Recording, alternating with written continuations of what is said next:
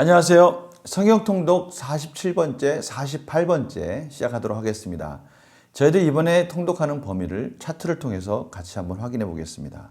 이제 얼마 안 남았습니다. 이제 포로 시대를 지나고 나서 귀환 시대, 포로가 다시 귀환하는 그 시대까지 이렇게 이번 3차 통독에서 물론 다 하진 않지만 그 구약을 거의 다 통독하게 됩니다. 유다 말기에서 포로 시대를 통독하다 보니까요. 그 범위가 열왕기하 24장 또 그 시기에 맞는 또 예레미야를 통독하게 되고요. 또 포로 시대에 끌려가 있는 그들에게 전해는 메시지로서 다니엘서 1장에서 4장을 저희들이 통독하게 됩니다. 이 47일째, 48일째 저희들이 이 성경들을 가지고 같이 통독을 하게 되니까요. 그 연대순 성경 통독에 따라서 또 같이 통독하면 될 것 같습니다. 유다 멸망 직전의 5 왕을 저희들이 다시 한번 확인하게 될 텐데요. 이번에 저희들이 통독하는 범위 내는 여호야김과 여호야긴 또 시드기야 왕, 이 세 왕이 주 통독 범위 내에 있는 왕들입니다. 그 시대적 배경 속에서 저희들이 통독을 하게 되는 것이죠. 특별히 저희들이 먼저 열왕기하 24장 1절에서 4절을 통독하게 되는데요. 이때가 바벨론의 느부갓네살의 침공의 그 시기입니다.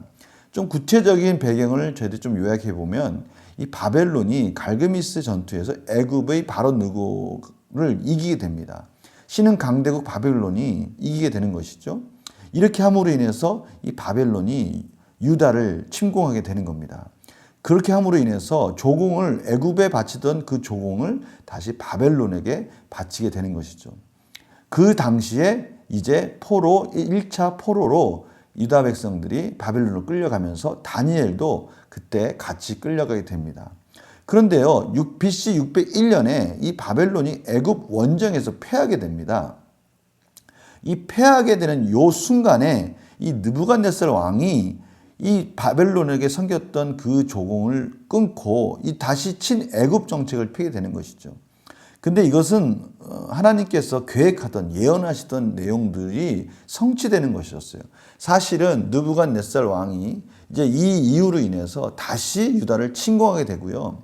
이러한 고통의 길을 걷게 되는 것은 오늘 성경에서 이것이 어떻게 보면 정치적인 것들 같고 어떻게 보면 외교적인 문제인 것 같지만 사실은 므낫세의 모든 죄 때문에 내려지는 하나님의 심판이라는 것이 이 열왕기하 24장 1절 4절의 핵심입니다. 저희들이 이 부분을 놓치지 말아야 돼요. 여호야김이 예레미야 권고를 듣지 않고 애굽과 화친하는 이런 문제들이 그냥 외교적인 문제 같지만 사실은 이 일로 인해서 다시 느부갓네살 왕이 유다를 침공하게 되고요. 이 일로 인해서 또 유다는 핍박을 받게 되고 하나님의 심판을 받는다는 것이 주요 핵심 메시지인 거예요. 그러니까 죄 때문에 이런 일들이 유다에는 이루어진 것입니다. 예레미야 35장에 가면 이 레갑 족속이 나옵니다. 이 레갑 족속을 하나님께서 왜 이 이스라엘 백성들에게 소개할까요? 하나님은 유다 지도자들을 부끄럽게 만들기를 원하는 거예요. 레갑 족속들의 특징이 뭐냐면 이들이 포도주를 입에 대지 않고 유목 생활을 서원했던 여호나답의 후손이라는 겁니다.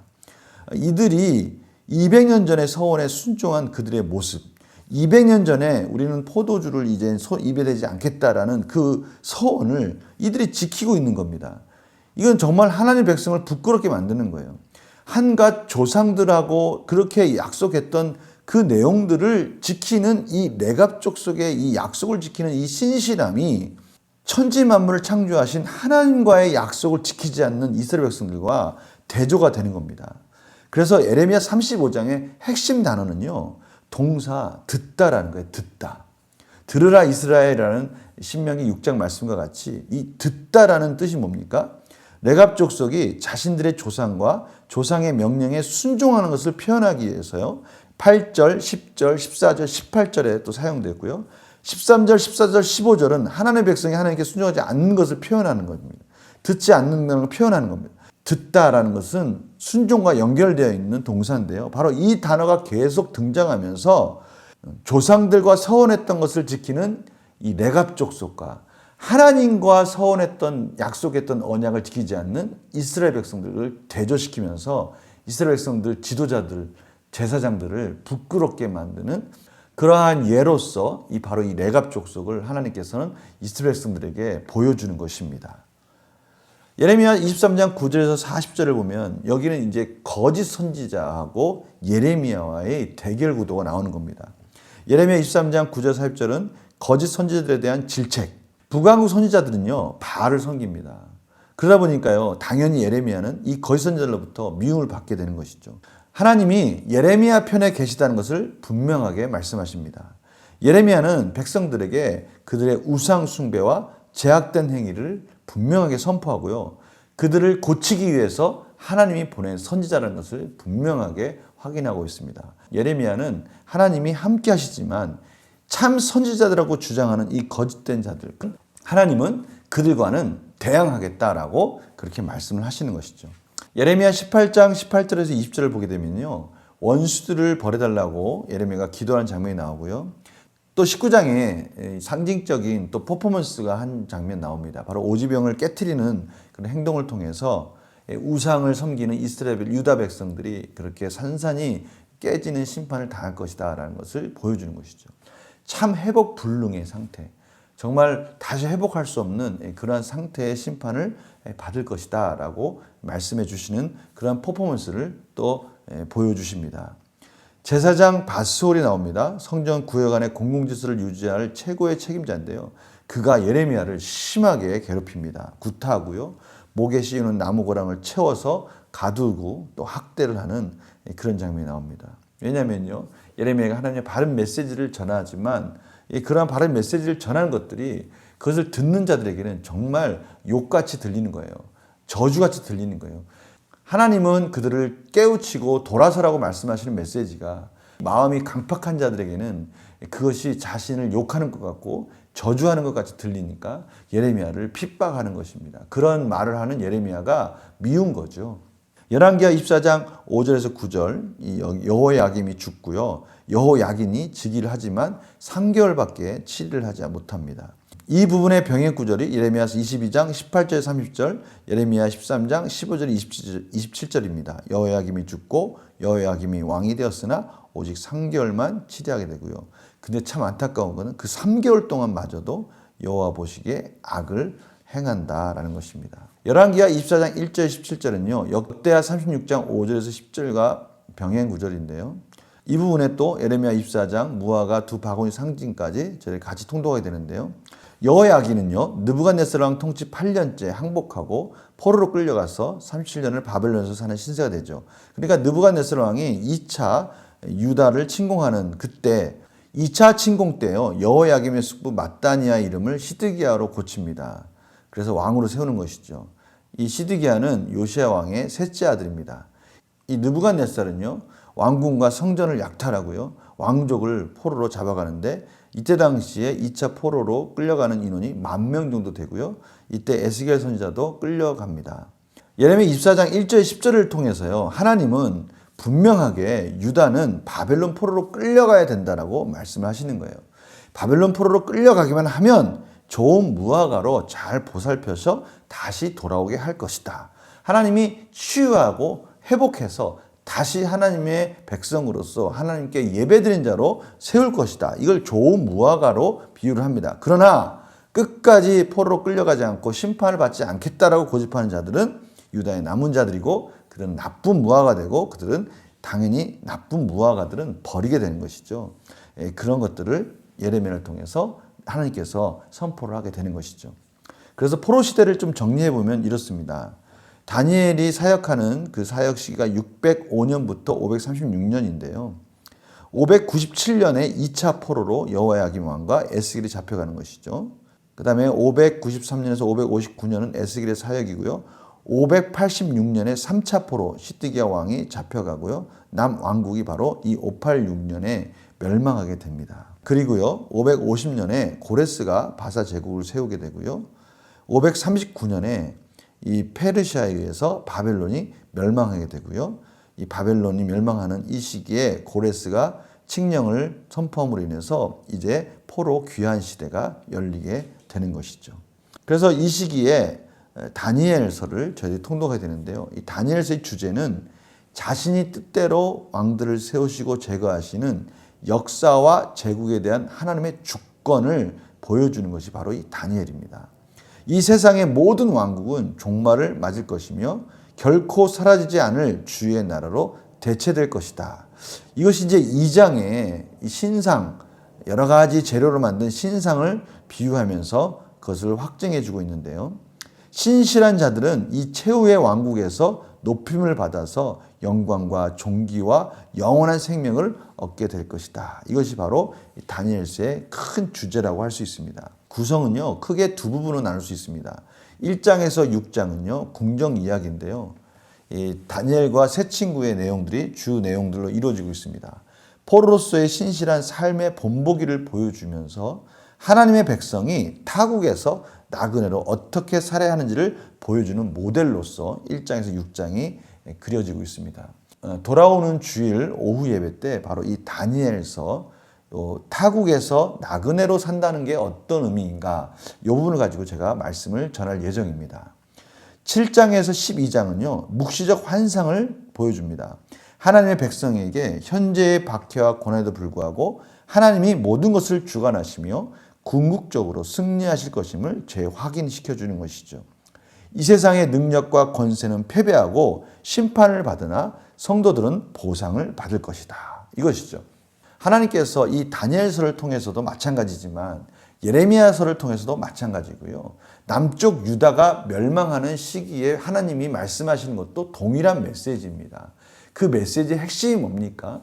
남쪽 유다가 당시의 상황을 보면 애굽을 의지하면 살 것 같고 바벨론을 의지하면 살 것 같고 어느 나라를 강국들을 의지하면 살 것 같은 그러한 상황 속에서 그것들을 의지해봤자 소용이 없다는 겁니다. 그들을 의지한다는 것은 결국 그들이 믿는 우상을 또 섬긴다는 것이고요. 이것은 하나님이 원하시는 그러한 이스라엘 백성들의 모습이 아닙니다. 하나님이 원하시는 이스라엘 백성들의 모습은 천지만물을 창조하시고 이스라엘 백성들을 기이한 방법으로 애굽에서 출애굽시키셔서 이 가나안 땅을 정복시키시면서 그 하나님의 나라를 세우려시는 하나님의 그 언약을 신실하게 지키는 이스라엘 백성들을 하나님은 원하셨던 겁니다. 이것은 지금 동일하게 이 시대에 저희들에게 말씀하고 계시는 거예요. 왠지 누군가가 힘이 있어 보이고 또 무엇인가를 의지하면 이 세상에서 행복할 것 같고 그러한 모습 것 같지만 결국 하나님께서는 이 모든 열광들, 모든 제국들을 한순간에 멸망시키는 주권자라는 것을 보여줌으로 인해서 궁극적으로 우리가 의지할 영원한 안식, 피난처는 하나님밖에 없다는 것을 가르쳐 주길 원하시는 겁니다. 이게 바로 또 다니엘서의 핵심 메시지인 거예요. 지금 남쪽 유다가 멸망하는 그 과정 속에서 많은 정치적, 외교적 문제들이 충돌하는 것 같이 보여요. 그러나 하나님께서 그 속에서 계속 흐르고 있는 건 뭡니까? 죄 때문이라는 거예요. 죄의 문제라는 겁니다. 그 죄의 문제 때문에 유다는 그 하나님이 말씀하신 대로 예레미야 선지자가 선포하는 대로 멸망하는 거고요. 고난과 핍박의 길을 가게 된다는 겁니다. 결국 바벨론 포로로 70년의 포로로 끌려가는 것이 그들의 바른 길이라는 거예요. 그것마저도 끌려가기 싫어한 것은 그것은 하나님의 심판과 또 하나님의 그러한 회복을 신뢰하지 않는다는 겁니다. 그 말씀을 믿지 않는다는 거지 않습니까? 그러한 자들은 나쁜 무화과 나무라는 거예요. 하나님께서는 포로로 끌려간 자들, 그 남은 자들을 통해서 다시 회복시키셔서 하나님 나라를 다시 세우시겠다라고 말씀하셨고요. 그 언약을 믿는 자들을 하나님께 또 신실하게 세워가시겠다고 말씀하시는 겁니다. 바로 이 모든 핵심의 메시지가 그러한 두 가지 방향으로 흘러가는 거예요. 세상을 의지할 거냐, 하나님을 의지할 거냐, 바로 이 부분인 겁니다. 다니엘서도 바로 그 부분을 보여주는 겁니다. 이러한 배경을 가지고요, 다니엘서를 잠깐 한번 정리해 보겠습니다. 주전 605년에 제1차 바벨론 포로 때 16세의 나이로 끌려가게 됩니다. 자, 한번 정리해 볼까요? 앞에서 우리가 배운 거지만 605년은 누구의 왕입니까? 여호야김입니다. 여호야김 왕이 왜 이 바벨론 포로로 끌려가는 것이죠? 그렇습니다. 친애굽 정책을 피게 되다가 갈그미스 전투에서 애굽이 패하게 되므로 느부갓네살 왕이 유다를 침공하게 되는 것이죠. 바로 그 과정 속에서 포로로 끌려가게 되는 겁니다. 바로 그런 배경 속에 있는 것입니다. 바벨론 왕 느부갓네살이 주전 605년에 첫 번째 포로들을 잡아갈 때 잡혀가서 바벨론 제국과 바사 제국에서 활동하게 되는 거예요. 그러니까 바벨론 제국에서는 느부갓네살, 벨사살 그 왕을 거치게 되는 것이고요. 바사 제국에서는 다리오 왕 그리고 고레스 왕까지 이렇게 활동하게 되는 것이죠. 참 긴 세월 속에서 두 제국을 거쳐가는 것입니다. 스룹바벨은 고레스 왕 통치 원년에 예루살렘을 기원했고 다니엘은 고레스 7년 3년까지 사역한 것으로 나타나는 거예요. 그때 같이 포로에서 귀환한 것이 아니라 고레스 왕 치세 3년까지 바벨론에서 사역을 하게 되는 겁니다. 바벨론을 끌려가서요, 다니엘은요, 3년 동안을 공부하게 됩니다.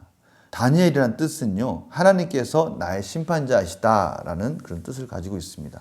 나중에 벨이여 그의 생명을 보호하소서라는 뜻을 가진 벨드사살이라는 이름으로 개명합니다. 이 벨은 바벨론의 주신입니다.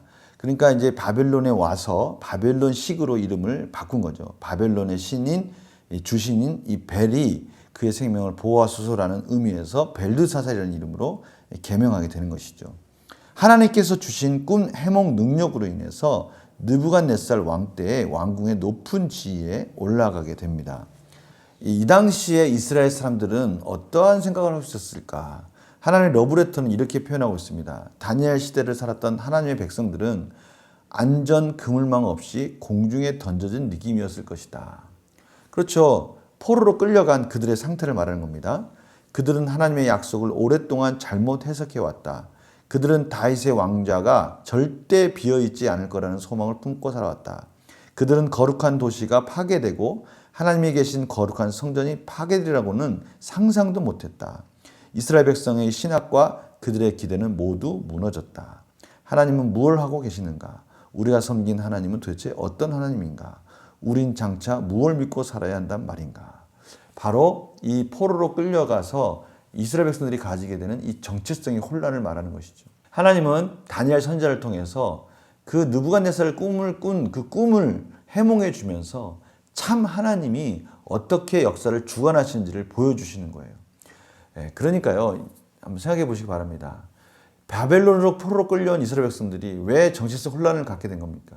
그들이 믿던 하나님, 이스라엘 백성들이 믿던 하나님, 그 하나님이 그들에게 아무 영향력이 없는 것 같고 지금은 바벨론이 이 역사를 주관한 것 같고요. 바벨론의 주신 벨, 바벨론이 섬기는 그 신이 최고의 신인 것 같고 자신들이 지금까지 잘못 신앙생활을 해왔나라고 생각할 수 있단 말이죠. 바로 그때 하나님은 다니엘을 통해서 그것이 아니다. 이 모든 역사의 주관자는 하나님이시고 제국을 세우고 넘어뜨리는 것조차도 하나님의 주권 가운데 있다는 것을 바로 이 다니엘 선지자를 통해서 그 꿈 해몽을 통해서 다시 한번 확인시켜 주는 겁니다. 그 꿈의 내용이 뭡니까? 2장 32절에서 34절인데요. 그 우상의 머리는 순금, 가슴과 두 팔은 은, 배와 넓적다리는 놋, 그 종아리는 쇠, 그 발은 얼마는 쇠, 얼마는 진흙 이렇게 되어 있다는 것이죠. 그런데 왕이 보신즉 손대지 아니한 돌이, 그러니까 어떤 돌이 나와가지고 그 신상의 쇠와 진흙의 발을 쳐서 부서뜨려 버리는 겁니다. 그 돌이 뭡니까? 그 돌. 그것이 하나님의 심판이죠. 그 머리는 바벨론을 말하는 것이고 그 바벨론, 지금 느부갓네살 왕이 통치하고 있는 제국, 그 바벨론 제국을 이어서 바사, 페르시아가 정복한다는 것이죠. 그리고 그 페르시아에 이어서 헬라 제국이 등장하게 되는 것이고 헬라 제국을 이어서 로마 제국이 등장하게 되지만 결국 그 모든 제국들은 다 멸망하게 되고요. 하나님의 나라, 한 나라가 세워지는데 그것이 바로 예수 그리스도의 복음으로 이루어진 하나님의 나라다라는 것을 이 바벨론 포로 시기에 다니엘 선지자를 통해서 하나님은 말씀하고 계시는 것입니다. 하나님은 바로 이 다니엘 선지자를 통해서 포로 시기에 이 만물의 주권자는 여전히 하나님이 통치하고 계시다. 다니엘을 통해서 하나님은 그 포로 시기에 이스라엘 백성들에게 지금 마치 바벨론이 영원히 통치할 것 같지만 여전히 이 역사를 주관하신 분은 하나님이시다. 그 하나님이 지금 하나님 나라를 완성하고 계시다라고 그 이스라엘 백성들의 소망의 메시지를 선포해 주시는 것입니다. 소망의 메시지를 통해서 다시 한번 그들의 정체성을 확인시켜 주면서 그들의 소망의 줄을 놓지 않도록 인도해 주시는 것이죠. 이게 너무나 중요한 겁니다. 제국들이 그들이 영원히 통치할 것 같지만 여지없이 다른 제국들에 의해서 멸망하게 되는 거예요. 성경은 이것을 뽑았다 이렇게 표현을 합니다. 뽑고 심고 이런 것들의 주권자는 하나님이시라는 겁니다. 예수님이 탄생하기 전까지 이 다니엘서 2장에 나오는 이 바벨론, 바사, 헬라, 로마 요 제국들이 세워지는 요 시기가 바로 이 중간 시대입니다. 중간 시대. 말라기 선지자가 하나님의 말씀을 선포하고 나서 400년간 하나님의 선포, 예언의 말씀이 없는 그 시기에 바로 그 시기에 이 제국들이 세워지고 무너지고 세워지고 무너지고 하는 그 시기를 걷게 되는데요. 요 시기가 바로 이 중간기입니다. 중간기. 이 중간기를 거쳐가면서 이제 예수 그리스도의 탄생을 준비하고 복음이 전해지는 것을 준비하는 아주 그 중요한 시기에 이 제국들을 하나님께서 세우시고 무너뜨려 주시고 그런 과정들을 걷게 된다는 것을 다니엘 선지자를 통해서 지금 예언하고 있는 것입니다. 저희들이 이제 중간기를 따로 또 배울 시기가 있을 겁니다. 하나님께서는 그 중간기에 말씀을 안 하신 것이 아니라 역사를 통치하시고 주관하시면서 여전히 그 복음이 어떻게 흘러갈지에 대해서 그 그림을 그리고 계셨다는 것을 저희들이 이 중간기를 통해서 또 깨닫게 됩니다. 바로 그 중간기 과정들을 잘 이해할 때 하나님께서는 분명히 일하시고 계셨다는 것을 깨닫게 될 겁니다. 그 중간기를 또 중점적으로 세미나를 통해서 제가 지금 계획 중에 있습니다. 열왕기하 24장 18절 19절 역대하 또 예레미야 52장을 보면요. 여호야긴을 잡아간 느부갓네살이 여호야긴 숙부 mat다니아를 시드기야로 이름을 고쳐서 왕으로 세우는 장면이 나옵니다. 여호와 앞에 악을 행하면서 느부갓네살을 또 배반하게 되는 것이죠. 제가 다시 한번 말씀드리지만 느부갓네살을 배반하는 것이 정치적 행위, 외교적 행위 아니라는 것이죠. 유다를 멸망시키시는 하나님의 섭리라는 것을 꼭 기억하시기 바랍니다. 죄에 대한 심판의 과정이라는 것을 꼭 기억하시기 바랍니다. 예레미야 27장에서 29장은요. 바벨론이 작은 문제가 생기자 시디기야 왕 등 주변 국가들이 반바벨론 정책을 내세우게 됩니다. 예레미야는 바벨론에 복종하는 것이 하나님의 뜻임을 선포하게 되고요. 복종의 표시로 멍에를 메고 예루살렘 거리에서 시위를 합니다. 보십시오. 이 시기가 반바벨론 정책을 피기 딱 좋은 거예요. 왜냐하면 바벨론 힘이 좀 약화된 시기거든요. 그러나 이 시기에 이러한 외교적인 문제 때문에 친애굽 정책을 피게 되면요. 이 바벨론이 잠깐 그 시기에 그러다가 다시 힘이 강해졌을 때 자신의 나라를 배반한 나라를 가서 또 치는 겁니다. 바로 거기가 유다가 되는 거예요. 이러한 과정들을 통해서 바벨론에게 복종해라. 바벨론에게 끝까지 복종해야 된다라고 외치는 자가 예레미야예요. 왜냐하면 하나님께서는 바벨론을 통해서 징계의 막대기로 쓰시겠다고 말씀하셨고 당연히 그 징계의 과정을 거쳐가야 된다라고 예레미야가 선포하고 있기 때문입니다. 그 모든 과정들은 바로 하나님의 섭리 가운데 이루어지는 것이죠. 그래서 예레미야 27장 29장에 보면 궁정 예언자 하나냐가 예레미야를 공격합니다. 그 하나냐는요. 사람의 길을 즐겁게 하는 말을 전하는 자거든요. 거짓 선지자입니다. 29장은요. 여호야긴 왕을 포함한 1차 포로로 잡혀간 자들에게 보내는 위로 편지입니다. 거짓 선지자들은요. 이 포로로 끌려가서 금방 돌아올 것이라고 말하는 거예요. 그러나 예레미야는 절대 그런 일은 없다는 것이죠. 70년의 세월을 채워야 된다라고 분명히 말씀하시는 거예요. 하나님이 징계의 그 기간은 70년이다라고 선포하는 겁니다. 하나님의 메시지를 전한다고 거짓으로 말한 선자는 모조리 다 죽임을 당하게 됩니다. 심판을 당하게 되는 것이죠. 예레미야 25장 15절 38절, 예레미야 48장에서 51장. 예루살렘이 멸망하고 그 백성들은 바벨론 포로 70년의 세월을 보낼 것이라고 예언을 합니다. 다시 한번 확인시킵니다. 분명한 70년의 포로 생활을 선포하고 있습니다. 예루살렘을 멸망시킨 바벨론의 심판과 열방에 대한 심판도 함께 예언을 하게 됩니다. 48장은 모압의 멸망을 예언하게 되고요. 49장은 암몬, 에돔, 다메셋, 게달, 엘람의 멸망에 대해 예언을 합니다. 하나님께서 모든 제국과 역사들을 주관하신 분이라는 것을 예레미야를 통해서 분명히 예언함을 통해서 그 모든 나라들이 그냥 생겼다가 사라지는 것 같지만 그 모든 나라들의 주권자 하나님의 통치에 의해서 이루어지고 있다는 것을 확인시켜 주는 것이죠. 얼마나 대단한 겁니까? 하나님께서는 예레미야를 통해서 바로 그 모든 것들을 다 예언하는 겁니다. 그 제국들, 그 나라들이 스스로 생겼다 사라진 것 같지만 엄연한 하나님의 질서 속에서 섭리 속에서 이루어진다는 것을 이 예레미야의 입술을 통해서 예언하게 되고 그것이 성취되는 걸 통해서 확인시켜 주는 것이죠. 참으로 역사의 주관자는 하나님이시라는 것을 그들의 백성들에게 또 역사 속에서 확인시켜 주시는 것입니다. 너무나 귀한 말씀인 것입니다. 50장에서 51장은요. 바벨론의 멸망을 예언하게 됩니다. 정말 바벨론 같이 강한 나라, 천하무적의 그러한 나라가 일순간에 멸망이 되는 거예요. 예루살렘이 함락되기 6년 전 시드기야 왕 4년에 바벨론으로 간 사절단에 의해 바벨론에 있는 포로들에게 전해진 예언입니다. 보십시오. 이미 그 강하고 무너지지 않을 것 같은 그 바벨론에 있는 포로들에게 이러한 예언들이 전해지면서 그들에게 소망의 메시지로 전해지는 겁니다. 그들이 결코 하나님이 그들을 버린 것이 아니고 또 그들의 바벨론의 신이 위대해서 그렇게 되는 것이 아니라 하나님께 떠난 이스라엘에 대한 마땅한 심판의 과정이고 때가 되면 바벨론도 멸망시키고 하나님께서 이스라엘 백성들을 회복시키실 것이라는 것을 하나님께서 말씀하고 계시는 것이죠. 공개적으로 낭독된 후에 유브라데강에 던져집니다. 바벨론은 메대에 의해서 페르시아에 의해서 BC 539년에 고레스 왕에 의해서 멸망하게 됩니다. 저희가 여기까지 통독을 하게 되는데요. 제가 세 가지만 정리를 하고 마무리하도록 하겠습니다. 첫 번째는요. 계속해서 흐르고 있는 내용이 뭡니까? 슈브, 돌아와라. 회개해야 된다라는 것이죠. 그리고 또 하나는 뭡니까? 그렇죠. 아픔과 치유입니다. 마땅히 징계를 받아야 되는 거예요. 바벨론 포로로 끌려가야 되는 겁니다. 그것이 70년이라는 그 시간은 하나님께서 정해준 시간입니다. 마땅히 그 시간에 이스라엘 백성들은 회개의 시간을 가져야 되고요. 그 시간에 하나님께서는 그들을 또 세워주셔서 다시 고레스를 통해서 순간적으로 고레스를 통해서 다시 회복시켜 주실 것이라고 말씀하시면서 그때 또 하나님의 기뻐하시는 나라를 세워갈 것이라고 말씀하시는 겁니다. 바로 그것이 완성되는 것들을 저희들이 유다 말기 이 포로 시기에 저희들이 확인해야 될 것입니다. 또 하나의 가장 중요한 메시지는 뭡니까?